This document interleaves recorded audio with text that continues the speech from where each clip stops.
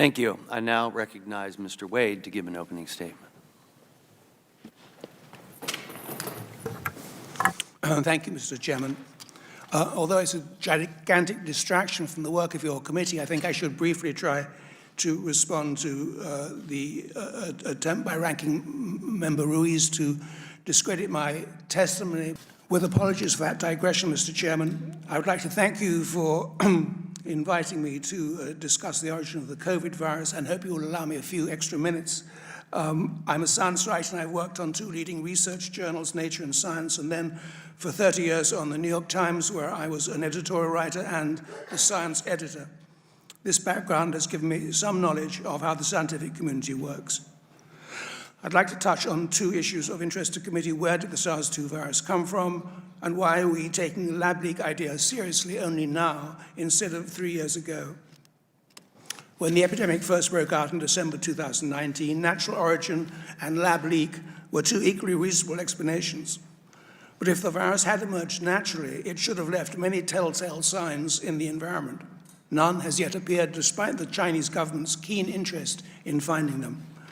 As each month passes without such evidence, the natural origins idea has grown steadily weaker, it seems to me.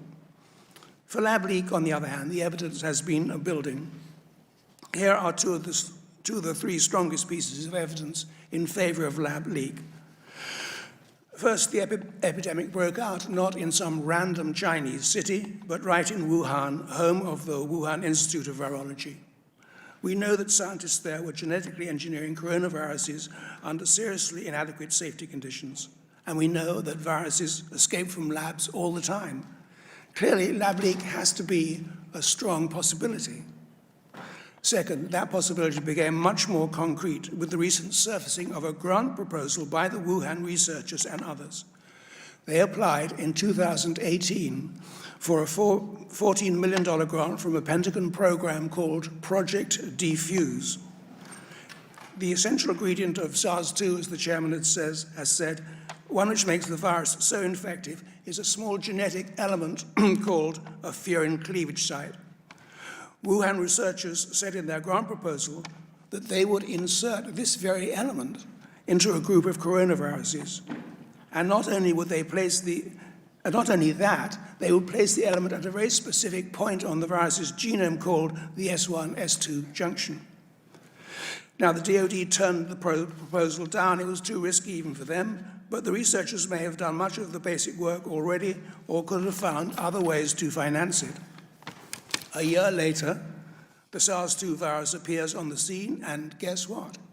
It possesses a furin cleavage site, the only known member of its large family of viruses to do so, and the cleavage site is positioned right at the S1-S2 junction.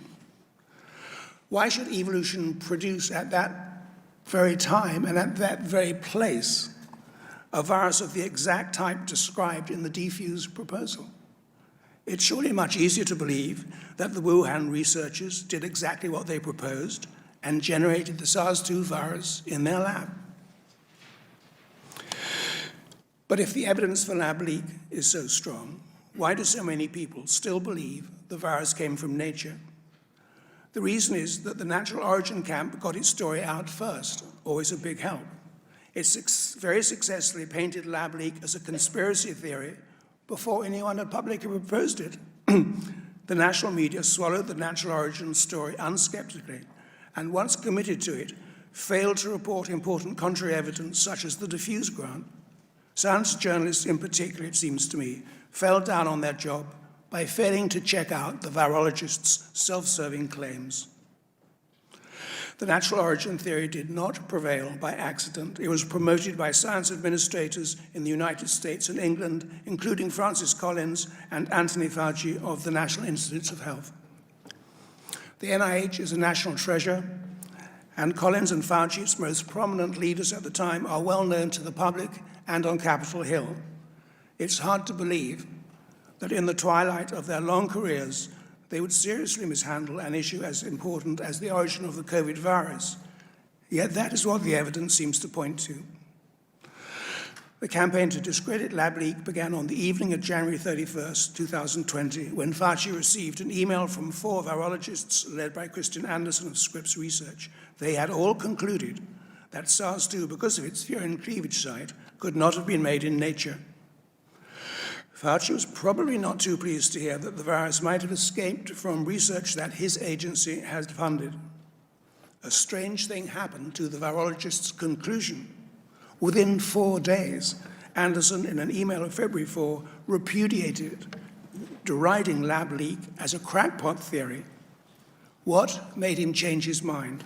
No new scientific evidence about the virus came to light between January 31st and February 4. But from that 180-degree reversal, a whole campaign was able to be developed, including highly influential articles placed in Nature Medicine and the Lancet. I have some ideas about how this and other research should be regulated, which I've described in my written testimony. I'll stop there.